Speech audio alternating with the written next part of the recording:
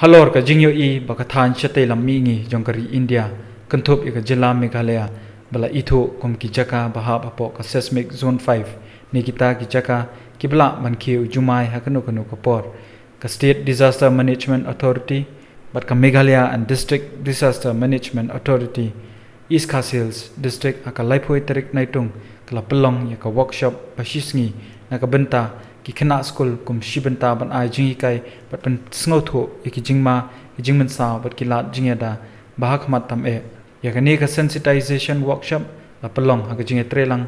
ringkat lang jong ka Council of Scientific and Industrial Research Northeast Institute of Science and Technology Jarhat bat ya kani ka workshop la baiting ka da ka National Disaster Management Authority jong ka sarkar India ya kani ka workshop la pelong ha u soso tham auditorium o Principal Secretary ka Sarkar Jila Revenue and Disaster Management PK Srivastava ulalong kum kongsan ber kibai pat kiblawan banedon ringkat lang kilong uba PS Dekhar Deputy Commissioner ka East Coast Hills HB Marak Executive Officer SDMA ki official na ka Office DDMA but SDMA nalor ki khana school kiblawan ban mikmat na ki prapotili ki school kibadan na kani ka district. We need to be prepared